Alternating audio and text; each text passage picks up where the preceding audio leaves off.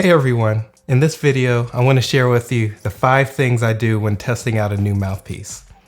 As someone who's purchased several mouthpieces over the years, I've learned a thing or two about what to look for. If you're ever searching for a new mouthpiece, I want to make sure that all of you are finding the best fit for you. Now, a little disclaimer here for the young players that have been playing for only a couple of years. If you have a private teacher, ask them what they would recommend for you. You're putting your trust in their expertise, so if they recommend a mouthpiece to you, go with that. They'll help you to find the mouthpiece that's best for you. So without further ado, let's get started.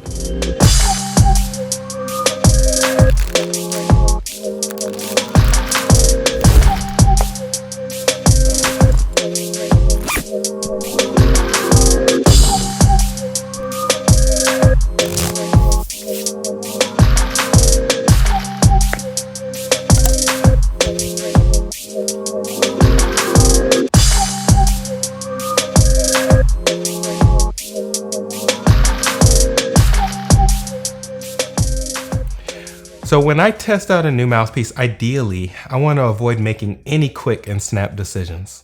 Sure, I have my first impressions, but maybe I don't put too much weight on them. Before making any type of permanent decision on a mouthpiece, I have some rules that I follow, and feel free to apply these to your process as well. Number 1, never make a decision after one day. Again, we're not talking about first impressions here. We're talking about permanent decisions. Your first impressions should let you know if the mouthpiece has potential for you, but beyond that, you need some time to get comfortable. Have you ever played on a new mouthpiece and it sounded and felt fantastic on day one? Then the next day, you're getting different results? Many of us have been there. A lot of this can be due to the fact that you need to spend more time with the mouthpiece to create a level of muscle memory as to what the mouthpiece requires of you to produce an optimal sound. Many times a new mouthpiece requires you to use your air a little differently, voice certain notes a little differently, or even taking in more or less mouthpiece in your mouth. Back in graduate school, my teacher and mentor, Donald Senta, used to say, you can't play the tenor like it's an alto. What he's saying is that the tenor saxophone does share some similar traits to the alto, sure, but it has its unique challenges and different requirements to get the best results. And if you play it the same way that you play the alto saxophone, you're essentially ignoring the differences that the tenor saxophone requires of you that is different from the alto. So if you approach your new mouthpiece exactly the same as your current mouthpiece, you may not be getting an accurate snapshot of your new piece of gear. So I always like to take some time to experiment and understand what the mouthpiece requires from me. Number 2, breaking in some new reeds. Quite frankly, your reeds are used to vibrating against your old mouthpiece. And when you put that same reed on a brand new mouthpiece, you may not be getting enough information to have a decent first impression. I think to really understand if the mouthpiece is for you, new reeds are a must. I always break in a new box of reeds on a new mouthpiece, and personally I try to use these reeds exclusively on that mouthpiece without switching back and forth. This is the best way I can truly get a full picture of what I'm actually playing on. If you're unsure about how to break in your reeds, I have an entire video walking you through what I do to break in my reeds, and I'll link that video in the description below. Before we continue, I just want to take a quick moment to ask you to consider subscribing to my channel. By subscribing, you'll be helping to support the content that I create in the future, and you'll be notified every time I upload a new video. So if you're enjoying this video so far and want to see more content like this, feel free to hit that subscribe button, and don't forget to hit the notification bell as well, so you'll never miss out on any of my latest uploads. Thanks for your support, and now let's get back to the video. Number 3, minimize switching back and forth. This is a major point for me.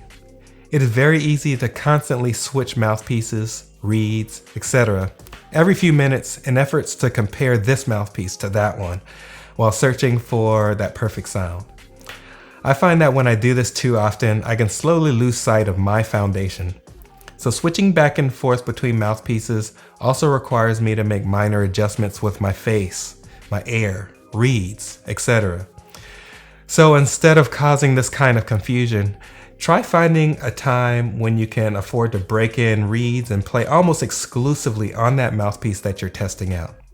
This may need to be a time when you don't have too many performances lined up, or during your summer break. For me, when I carve out this kind of time, that's when I see the best results. Number 4, keep an open mind to switching reed strengths. Here's another major consideration. The marriage between the reed and the mouthpiece are incredibly important to feeling comfortable with your setup. I've come across student musicians that are fixed on their reed strengths no matter what mouthpiece is on their horn. Of course, you want to have the right balance of resistance and free-blowing qualities when you're playing.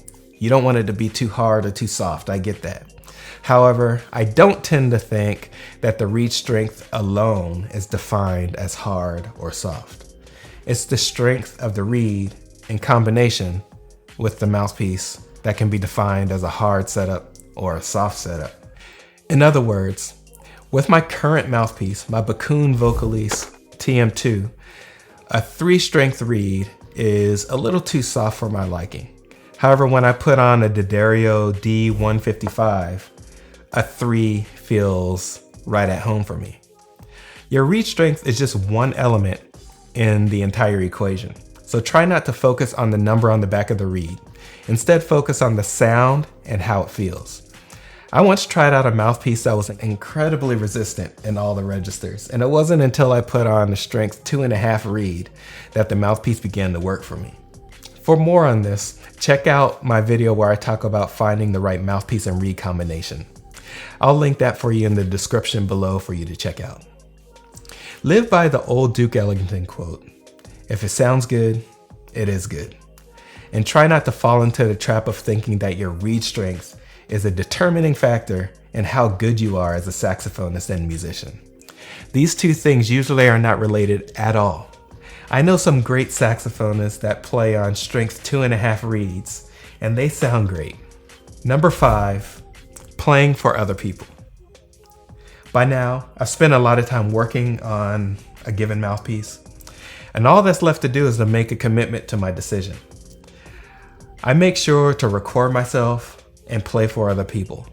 Sometimes you'll hear little things here and there in a recording that you don't necessarily notice while you're playing.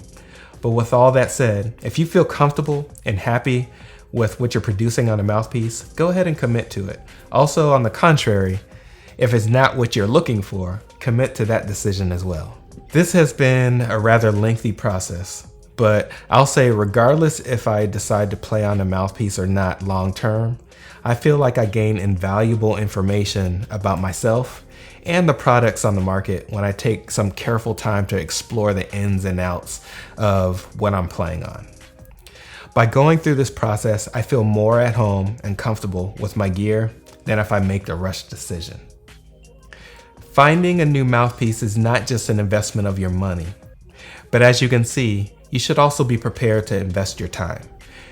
This has been just a brief inside look at my process. I understand that this might not work for everyone, but I hope that you can find some of this useful and can incorporate some of these things into your routine. Let me know in the comments below what you're doing when you pick out a new mouthpiece. I love hearing about what other people are doing and even incorporating them into my process.